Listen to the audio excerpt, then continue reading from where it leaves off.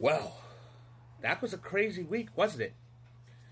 So Beyond the Gates just keep more and more wild and crazy, and the most recent week, the first week in June, between the second and the sixth, continues to prove it. So here are the highlights that I will point out.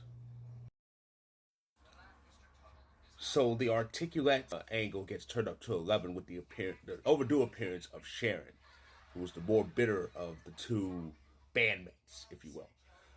While Tracy, they both kind of have some antipathy towards Anita, but while Tracy's a bit more subdued and calls herself a middle woman, if you will, Sharon is more outright with it, and we see it big time. The anger, the bitterness, and yes, the jealousy. She is big time jealous, big time. They both kind of are, but Sharon's outright with it.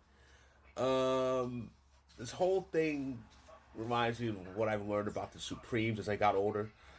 The whole drama, the infighting, and all that stuff.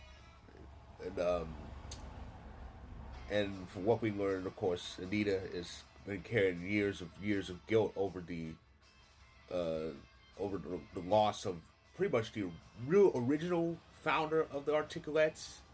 She read that letter from her years ago, and it brought back old memories that she wanted to forget. And it's just the Articulates angle. It's getting a lot of steam, and I'm really anxious to see what develops from this. For the Tuesday episode, the third, I just want to talk about Naomi Hamilton Hawthorne. Maybe the actress playing her, Ariel Prepati. I think I'm saying that right.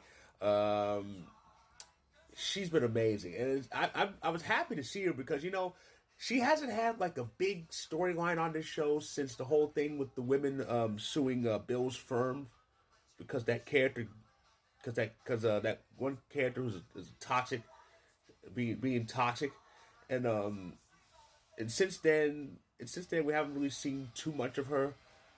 So I always am happy to see Naomi on this show, and of course Ariel's really killing it. She's amazing. She's doing so well in this role, and it's her first like real big role.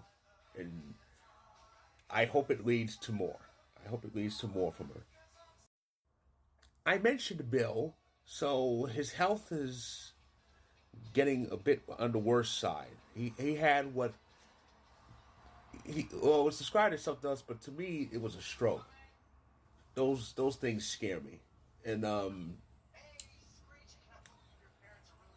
and yeah, and we see in the Wednesday episode, Danny of all people kind of comforts him, and boy was Haley jealous. Haley is not going to stick around for if Bill's health worsens. She's not. I can't see that happening. She's if it reaches a point where he'll need if it reaches a point where he need constant care from Haley, she's gonna abandon ship. Well, she's gonna take him for everything. She's gonna take him for everything. He's gonna abandon ship. I can see that happening. So this is from the Thursday episode, and here it is: Laura and Eva meeting. Laura called Eva over because I think there's a system on that computer, and only Eva can figure it out because she's the one who put it there. And we see, and it's kind of tense, but Laura pretty much said herself, she doesn't hold Eva responsible. I wish Kat felt the same way. It seems like Kat's just destined to get Eva, even though Eva's pretty much a victim in all of Leslie's nonsense anyway. Not the main victim, but she's one of them. I mean, but Kat is so blind to her obsession with being right that she can't see it, or she refuses to see it.